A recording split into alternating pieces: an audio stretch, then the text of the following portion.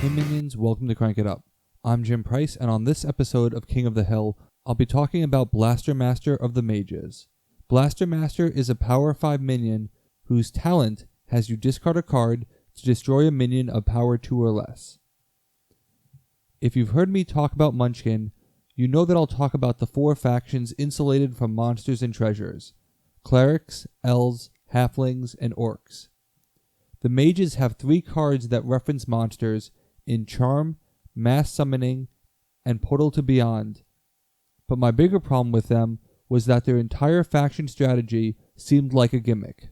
They discard cards for abilities, but it seemed more like an unnecessary restriction rather than a requirement for a powerful ability. For example, they have 2 Zap cards that say to discard a card to destroy a minion of power 3 or less, whereas the ninjas have Seeing Stars, which can do the same destruction without the penalty. The fact that both factions have 2 copies of their respective card really makes the difference pronounced, and it's hard not to see the ninjas as being automatically better. Worse is the fact that the mages don't seem to have an ultimate endgame for discarding cards. The ghosts get massive power boosts and other effects from having fewer cards, and it's something you activate so that your opponent cannot take advantage of it.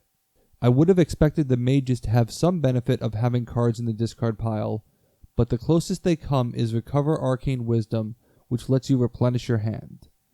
This is like a less restrictive Seance, which is useful, but not strategy driving.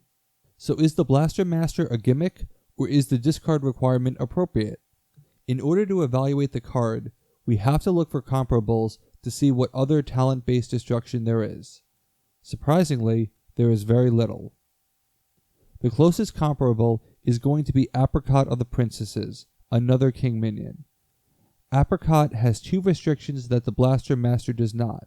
First, it must be an opposing player's minion, and second, it must be at the same base. Great White has a talent to move to another base and destroy a minion there of power 2 or less. Great White is only power 4 and can move itself, but the move makes the destruction obligatory, and that may not always be what you want. Great White may have to eat one of its own minions to facilitate that move. Since the move is necessary, Great White also cannot destroy a minion on its current base. It would have to move off the base with a card like Air Draws, then move back with its talent. If the minion is a monster, Big Hero can destroy it, but only on the same base, and again, it has to be a monster, so that isn't much of a comparable. Lady Whirlwind can destroy a larger minion than Blaster Master, but it needs to be on the same base, and Lady Whirlwind needs to not have a power counter on her. The only other candidate who jumps out is Techno Magical Lass of the Magical Girls. Again, you cannot destroy a minion you control, but there is the potential for that minion's power to be higher than 2 if you have enough minions on this base. You need at least one other minion on the base to equal Blaster Master, which isn't hard to do as the Magical Girls, and plays into their strategy, but there is still the geographic restriction of being on the same base. Therefore, Blaster Master's only restriction is the prerequisite of discarding a card. As a result, he can destroy any power 2 minion anywhere, which no one else can do, not as a pure talent. For example, the Hammer Slammer can do this as an on-play ability, but is that worth a discarded card? It depends. Imagine for a moment that Blaster Master were instead worded to say, Talent, play an extra action that destroys a minion of power 2 or less. If it did, you would accomplish the same result in terms of destruction, and your total hand size would actually be the same. By discarding a card, you are essentially playing a virtual action with that ability. There are highly specific pros and cons to this situation.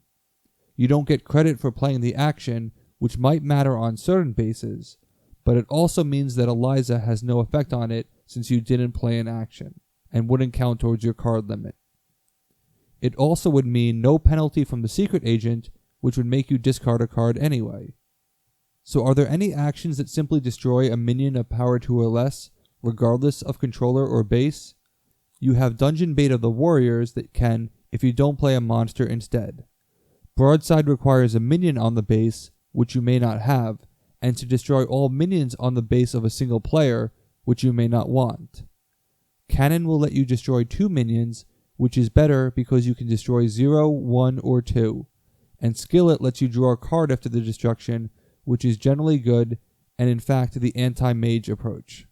Skillet and Cannon are the closest match, so if you view the Blaster Master as having the ability to play a variant of one of these cards, how useful is that? Officially, I would say decent, borderline good. Not great, but not bad either.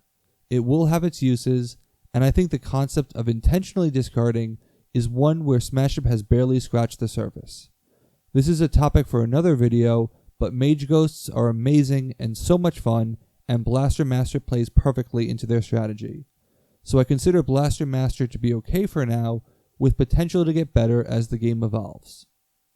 The last point I wanted to make is that the very cards referencing monsters serve as great discard fodder for Blaster Master.